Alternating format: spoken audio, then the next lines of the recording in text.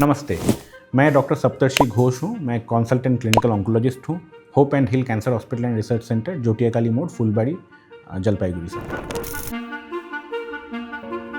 आज हम pancreatic cancers के केमोथेरेपी के बारे में कुछ बात करेंगे। अभी नवंबर मंथ चल रहा है, तो पैंक्रियाटिक कैंसर अवेयरनेस मंथ है। Pancreatic cancers are silent killers. तो मैं हमेशा बोलता हूँ कि like always go for a regular body checkup, ताकि ये सब कैंसर्स अर्ली स्टेजेस में पकड़ में आए, क्योंकि the best treatment option for pancreatic cancers is surgery, surgery and surgery. So अगर सर्जिकली ऑपरेबल नहीं होता है तब केमोथेरेपी का पार्ट आता है, और जो पेशेंट सर्जरी हो जाता है उनका पोस्ट ऑप केमोथेरेपी लगता है 6 मंथ्स के लिए। पर pancreatic cancers for medical oncologists there is like ये 3 हिस्से में हम लोग डिवाइड करते हैं। एक है कि लाइक अपफ्रंट ऑपरेबल, जो कि पहले देख के ही लग रहा है ये ऑपरेट हो जाएगा, तो वो सर्जिकल ऑन्कोलॉजिस्ट्स आपसे बात करेंगे इसके बारे में।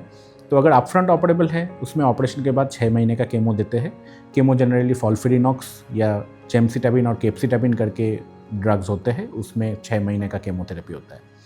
अगर अपफ्रंट ऑपरेबल नहीं होकर अगर बॉर्डर लाइन रिसेक्टेबल होता है, बॉर्डर लाइन ऑपरेबल होता है, तो इसमें हम लोग क्या होता है एक्चुअली के पैंक्रियाटिक कैंसर्स वो आसपास के कुछ वो ब्लड वेसल्स के पास में एकदम चिपक के रहता है, तो उस वक्त सर्जिकल ऑन्कोलॉजिस्ट कभी कभी बोलते हैं कि like this is not upfront operable, you can try for some chemotherapy देके उसको श्रिंक करके उसके बाद हम लोग ऑपरेशन में ले सकते हैं। तो उसमें हम लोग जनरली 3 महीने का केमोथेरेपी देते हैं, आइदर विथ फॉल्फिरिनॉक्स और विथ जेम-नैब-पैक्ली। ये दे के उसके बाद हम लोग फिर से एसेस करते हैं रिस्पॉन्स के, कितना अच्छा रिस्पॉन्स हुआ, उस हिसाब से ऑपरेशन में लेते हैं। लेकिन दुखद का बात यह है कि लाइक हमेशा ये रिस्पॉन्ड उतना अच्छा करता नहीं है। like very few pancreatic cancers actually respond to the neoadjuvant approach of chemotherapy. कभी कभी होता है कि लाइक 3 महीना केमोथेरेपी के बाद अगर बहुत ज़्यादा रिस्पॉन्स नहीं आया, ऑपरेबल नहीं होता है, तो उसके बाद हम लोग रेडिएशन भी देते हैं। जनरली 28 रेडिएशन देते हैं, उसके साथ साथ कुछ केमो टैबलेट चलते हैं, एंड वो दे के हम लोग कोशिश करते हैं कि इसको ऑपरेबल बनाया जाए। So ultimately we are trying to achieve operability in pancreatic cancers. And third is के जो पैंक्रियाटिक कैंसर स्टेज 4 में है, ये बहुत दुखद स्थिति रहता है, क्योंकि ये सब पेशेंट्स का लाइफ लॉन्जिविटी बहुत कम रहता है। 9 to 12 मंथ्स का एक एवरेज लाइफ टाइम रहता है उनके पास। सो ये सब पेशेंट्स में हम लोग केमोथेरेपी जो देते हैं, FOLFIRINOX again is the best chemotherapy. FOLFIRINOX के बारे में हम बोलेंगे थोड़ा सा। सो फॉल्फिरिनॉक्स एक लाइक 5-FU, आयरनोटिकैन, ऑक्सैलिप्लैटिन, ये सब मिला के एक केमोथेरेपी कॉकटेल है, जो कि काफ़ी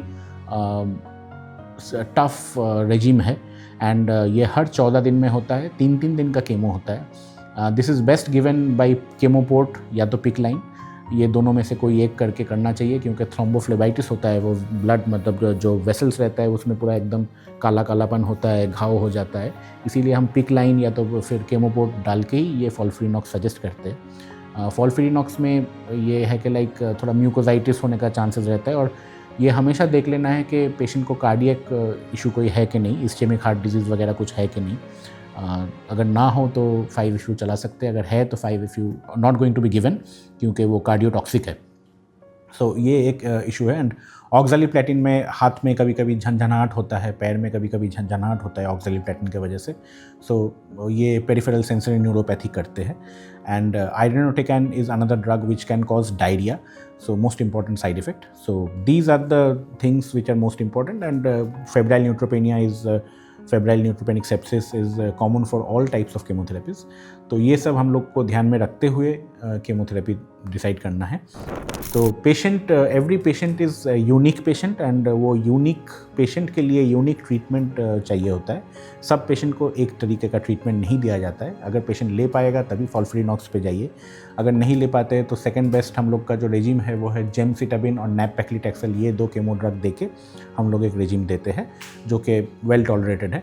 and third best is gemcitabine alone, single agent, जब पेशेंट थोड़ा वीक रहते हैं और पेशेंट अगर पूरा बेड रिडन है, then we avoid any form of chemotherapy. तब हम लोग का मेन ट्रीटमेंट है बेस्ट सपोर्टिव केयर, जिसमें हम लोग प्लान करते हैं कि पेशेंट को बस पेन रिलीफ रहे, और उसमें ओपॉइड एनाल्जेसिक्स जैसे मॉर्फिन, फेंटानिल, ये सब का रोल बहुत इंपॉर्टेंट है।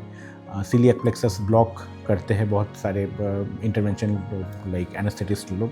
तो मैं यही बोलूँगा कि आप लोग सब सतर्क रहिए, अच्छे रहिए, avoid tobacco use and alcohol use. I wish you a very happy and healthy life. Thank you.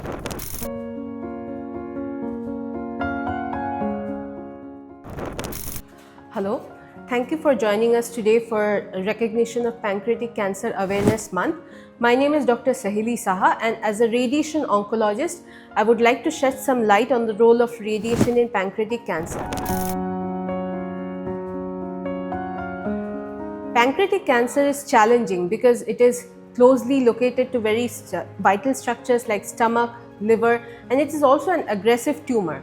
So most of the time, if surgery is not possible, that is either because the disease has spread to other organs given its aggressive nature, or it is involving a number of important blood vessels which it is very close to.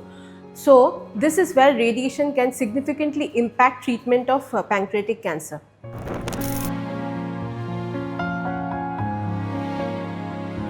Now coming to the role of radiotherapy in pancreatic cancer, we have different radiation modalities. Most common one is external beam radiation or EBRT, which allows direction of radiation from outside the body precisely into the target.